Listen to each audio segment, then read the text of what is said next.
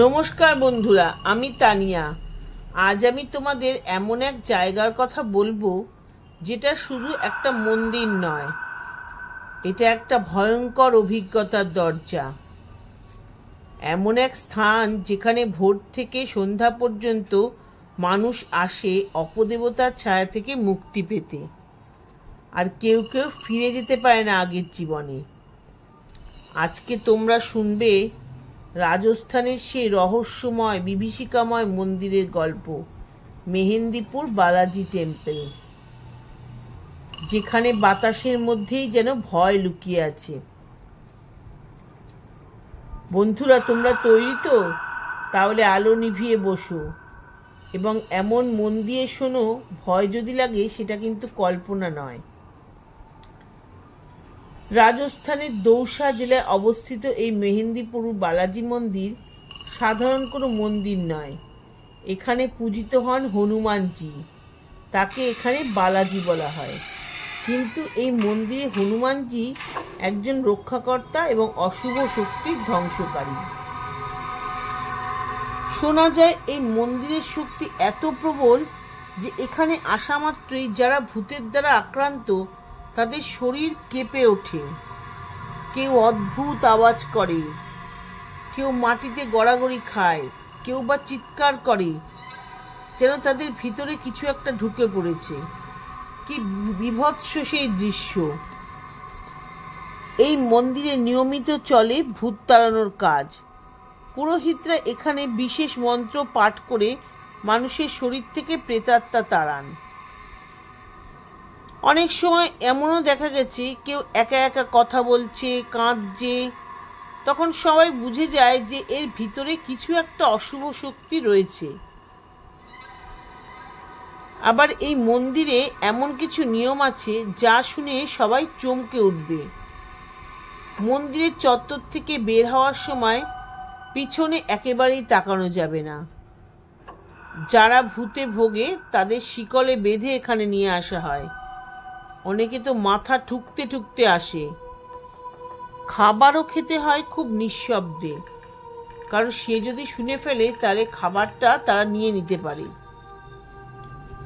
বহুবার এমন দেখা গেছে কারো গলার স্বর হঠাৎ করে বদলে যাচ্ছে, কোনো নারী কণ্ঠ হঠাৎ করে পুরুষ কণ্ঠ হয়ে যাচ্ছে, কেউ নিজের চুল নিজে ছিঁড়ছে, কেউ কাঁদতে কাঁদতে বলছে আমায় ছেড়ে দাও, আমায় ছেড়ে দাও।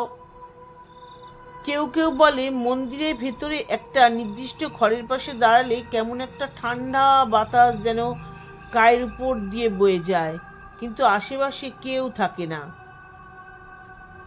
তোমরা বন্ধুরা গুগলে সার্চ করেও দেখতে পারো, অনেক রকম তথ্য পাবে এই মন্দির সম্পর্কে। তুমি যত দ্রুত পারো ওইখান থেকে যেন বেরিয়ে পড়ো, পিছনের দিকে আর তাকিও না। আমি কতগুলো বাস্তব ঘটনা তোমাদের কাছে তুলে ধরবো। 2016 সালে কলকাতা থেকে এক যুবক গিয়েছিলেন তার বন্ধুকে নিয়ে। বন্ধুর গায়ে নাকি মাঝে মাঝেই ঠান্ডা ঘাম দেখা দিত, আর মাঝে মধ্যেই সে কেমন অদ্ভুত ব্যবহার করত। সেই জন্য বন্ধুকে নিয়ে গেলেন মেহেন্দিপুর বালাজি মন্দিরে। মন্দিরে পৌঁছে তারা ভিতরে ঢোকেন। মন্দিরে পা রাখার ঠিক 1 ঘন্টার মধ্যেই সেই বন্ধু হঠাৎ কেমন গম্ভীর হয়ে যায়। মুখে কোনো কথা নেই, শুধু নিচু স্বরে বলে, ওরা বলছে আমাকে এখানে থাকতে হবে, তুমি চলে যাও। সে তখন হঠাৎ মাটিতে গড়াগড়ি খেতে শুরু করে দিল, গলার স্বর কেমন বদলে যাচ্ছে। পুরোহিতরা এসে ওই বন্ধুর গলা ধরে কিছু মন্ত্র পড়েন, মাথায় জল ঢালেন, তারপর সে যেন জ্ঞান ফিরে পায়। কিন্তু তখনও সে বলছে ওরা যাবে না, ওরা যাবে না, ওরা বলছে আবার আসবে। সেই যুবক আজও রাতে একা ঘুমোতে পারেন না। শুনলে বন্ধুরা, আর একটা ঘটনা তোমাদের বলছি। এক মা তার ছোট ছেলেকে নিয়ে গিয়েছিলেন বালাজি মন্দিরে। মন্দিরের সামনে দাঁড়িয়ে ছেলেটি হঠাৎ কাঁদতে শুরু করে। মা জিজ্ঞেস করলে সে বলে, মা ওই কাকুটা আমায় ডাকছে, কিন্তু ওর মাটিতে পা নেই। মায়ের হাত শুনেই ঠান্ডা হয়ে যায়।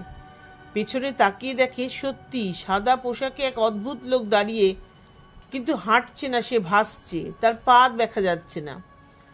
সাথে সাথে পুরোহিতদের ডেকে আনা হয়, ছেলেকে নিয়ে যাওয়া হয় বিশেষ এক কক্ষে। পরদিন সকাল পর্যন্ত ছেলেটি কিচ্ছু খায়নি, শুধু বলছিল, মা ওরা আমার সাথে খেলতে চায়, ওরা ভালো না। সেই পরিবার এরপর থেকে আর কখনো মন্দিরে ফেরেনি।